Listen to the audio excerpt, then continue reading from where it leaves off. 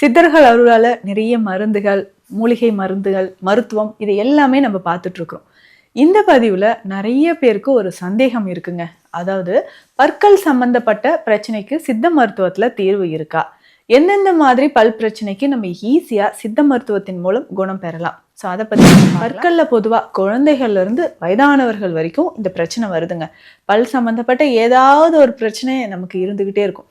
இன்னொரு முக்கியமான விஷயம், பல்கல்ல உங்களுக்கு ஏதாவது பிரச்சனை இருந்தா தாங்க முடியாத வலி இருக்கும். என்னால் வலி டாலரேட் பண்ணவே வலி வந்துருச்சுன்னா போதும், அதனோட சேர்ந்து இந்த ஜாஸ் அந்த தாடையெல்லாம் வலிக்குது, தலை வலி இருக்கு, காது வலி, சில நேரம் எனக்கு ஃபீவர் வந்துடுது, எந்த உணவும் சாப்பிட முடியல, இந்த மாதிரியெல்லாம் சொல்றீங்க.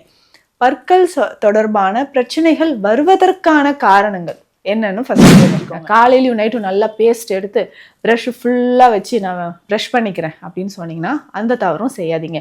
ஒரு வேலையாவது நீங்கள் நேச்சுரலாக ஏதாவது ட்ரை பண்ணுங்களேன். நேச்சுரலாக என்ன டாக்டர் ட்ரை பண்ணுறது?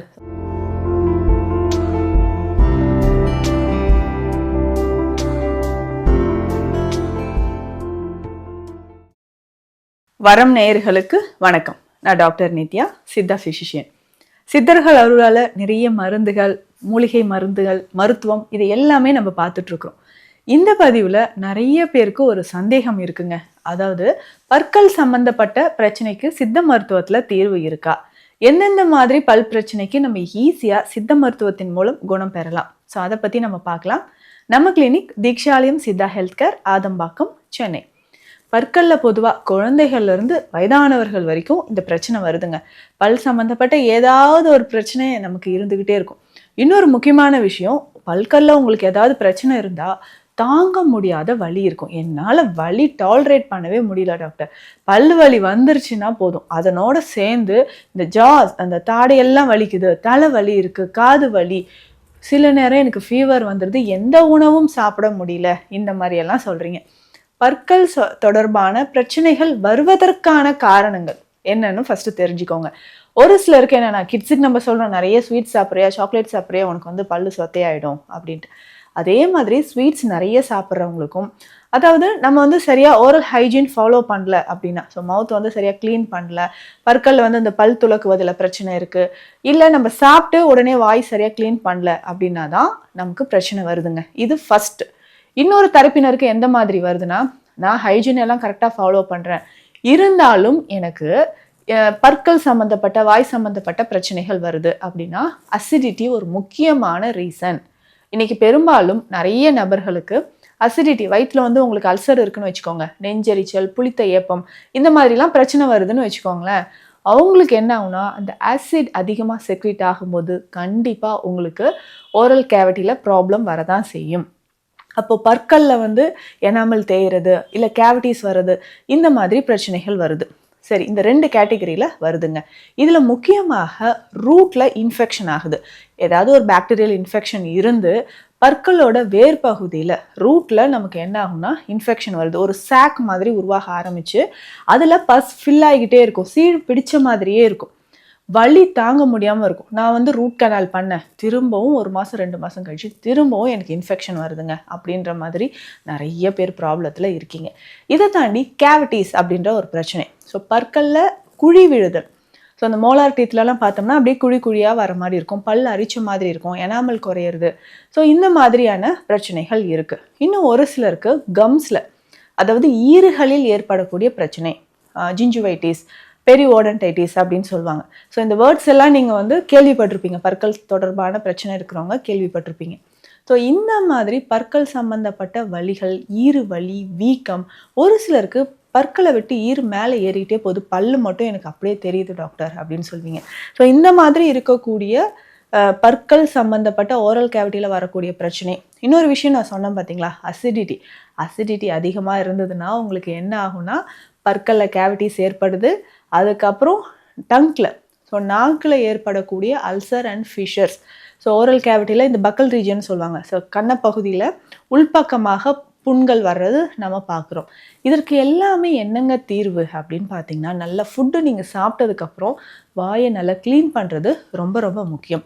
ஸோ ஏதாவது ஒரு ஃபுட் பார்ட்டிகல்ஸ் வந்து நமக்கு டீத்துக்கு இடையில போய் சிக்கிச்சுன்னா அது ஒரு நாள் 2 நாளில் அதுக்கப்புறம் என்ன ஆகும்னா நமக்கு இந்த மாதிரி ப்ராப்ளத்தை கொடுக்கும். ஸோ ஈறு வீக்கம் வர்றதோ இல்லை பற்களில் சொத்தை ஏற்படுறதோ இந்த மாதிரி இருக்கும். ஸோ அதிகமாக ஸ்வீட்ஸு ஸ்நாக்ஸ் சாப்பிட்றவங்க அதுக்கப்புறம் கண்டிப்பாக நம்மளுடைய வாயை க்ளீன் பண்ணுறது ரொம்ப ரொம்ப அவசியம். சரிங்க, நான் காலையிலையும் நைட்டும் நல்லா பேஸ்ட் எடுத்து ப்ரஷ் ஃபுல்லாக வச்சு நான் ப்ரஷ் பண்ணிக்கிறேன் அப்படின்னு சொன்னீங்கன்னா அந்த தவறும் செய்யாதீங்க. ஒரு வேலையாவது நீங்கள் நேச்சுரலாக ஏதாவது ட்ரை பண்ணுங்களேன். நேச்சுரலாக என்ன டாக்டர் ட்ரை பண்ணுறது? காலையில் நான் ஆஃபீஸ் போகிறேன், எனக்கு அதெல்லாம் டைம் இல்லை. நைட்டில் ஒரு வேளை நான் சொல்கிற மாதிரி நீங்கள் ஃபாலோ பண்ணிட்டு வாங்க. ஸோ வீட்டில் இருக்கிற எல்லாருமே இதை ஃபாலோ பண்ணலாம். பேஸ்ட்டுக்கு பதிலாக ஹெர்பல் பவுடர் நீங்கள் யூஸ் பண்ணுங்கள். ஹெர்பல் பவுடர் யூஸ் பண்ணுறதுனால என்னென்ன பெனிஃபிட்ஸ் அப்படின்னு கேட்டிங்கன்னா, உங்களுக்கு வாயில் இருக்கக்கூடிய அல்சர் குணமாக ஆரம்பிக்கும். அதுக்கப்புறம் ஜிஞ்சுவைட்டிஸ் அப்படின்னு சொல்லக்கூடிய ஈறு வீக்கம், ரத்தம் கசிதல் இது குணமாக ஆரம்பிக்கும். பேசிக்காக என்னென்ன நம்ம யூஸ் பண்ணலாம் அப்படின்னு கேட்டிங்கன்னா, திரிஃபலா அப்படின்னு சொல்லக்கூடிய சூரணம் இருக்குது இல்லைங்களா, அதை நீங்கள் எடுத்துக்கலாம். கடுக்காய், நெல்லிக்காய், தாண்டிக்காய், இல்லை இது 3 பொடியும் தனித்தனியாக வாங்கி கூட நீங்கள் வச்சுக்கலாம். இதனோட என்னென்ன மூலிகைகள் சேர்க்கணும்னு சொல்கிறேன். இப்போது கடுக்காய் 100 கிராம் அப்படின்னா எல்லாமே 100 கிராம் எடுத்துக்கோங்க. கடுக்காய், நெல்லிக்காய், தாண்டிக்காய், இதனோட கிராம்பு பொடி செய்தது 100 கிராம் நமக்கு தேவைப்படுது. ஓமம் 100 கிராம் நமக்கு தேவைப்படுது. ஸோ இதனோட முக்கியமாக நாவல் மரப்பட்டை அதனுடைய பொடி 100 கிராம் நமக்கு தேவைப்படுது. கொட்டைப்பாக்கு பொடி 100 கிராம் தேவைப்படுது. ஸோ இது எல்லாமே ஒன்று சேர்த்துக்கோங்க. இதனோட இந்துப்பு 100 கிராம் அளவுக்கு, இந்துப்பு நல்லா பொடி செய்து 100 கிராம் அளவுக்கு எடுத்துகிட்டு எல்லாத்தையுமே ஒன்றா மிக்ஸ் பண்ணி வச்சுக்கோங்க. இது உங்களுக்கு எவ்வளோ தேவையோ கொஞ்சமாக எடுத்தால் கூட போதுமானது. கொஞ்சமாக எடுத்து உங்களுடைய கைகளால் இண்டெக்ஸ் ஃபிங்கரில் வச்சு நல்லா உங்களுடைய கம்ஸை மசாஜ் பண்ணி விடுங்க. ஸோ பற்கள்லையும் இதை நல்லா அப்ளை பண்ணிக்கிட்டே வரலாம். ஸோ நைட்டில் டெய்லி நீங்கள் சாப்பிட்டெல்லாம் முடிச்சுட்டு இதை நீங்கள் ஃபாலோ பண்ணிட்டே வாங்க. அதுக்கப்புறம் கொஞ்சம் வார்ம் வாட்டர், ஸோ வெதுவெதுப்பான தண்ணீரில் நம்ம என்ன பண்ணலான்னா, ஓமம் பொடி இருக்குது பார்த்தீங்களா, இது ஒரு 1/2 டீஸ்பூன் போட்டுட்டு 1/2 டீஸ்பூன் உப்பு போட்டுட்டு நல்லா வாயை கொப்பளிச்சு துப்பிடுங்க. இந்த மாதிரி நீங்கள் செஞ்சுக்கிட்டே வாங்க. அதே மாதிரி வாரத்துக்கு 2 முறையாவது நல்லெண்ணெய் போட்டு எண்ணெய் கொப்பளிப்பு ரொம்ப அவசியம். ஸோ எண்ணெய் நல்லா வாயில் விட்டு, நம்ம ஆயில் புல்லிங் நீங்கள் கேள்விப்பட்டிருப்பீங்க இல்லையா, ஸோ அது நல்லா அந்த எண்ணெய் நல்ல வெண்மை நிறம் ஆற வரைக்கும் நல்லா ஆயில் புல்லிங் பண்ணிக்கோங்க.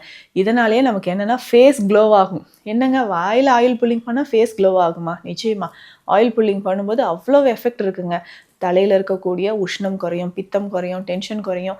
வாய் சம்மந்தப்பட்ட பிரச்சனைகள் குறையிறது மட்டும் இல்லாமல் உடல் சூடு உங்களுக்கு தனியாக ஆரம்பித்து ஃபேஸ் நல்லா க்ளோவாக இருக்கும். இது எக்ஸசைஸ் மாதிரி தானே. ஃபேஸ் மசில்ஸ் எல்லாமே, விரிங்கிள்ஸ் எல்லாமே குறைய ஆரம்பிக்கும். ஸோ ஆயில் புல்லிங்கில் அவ்வளோ நன்மை இருக்குது. இதையும் நீங்கள் பண்ணிக்கலாம். ஸோ இதை ரெகுலராக நீங்கள் ஃபாலோ பண்ணிக்கிட்டே வாங்க.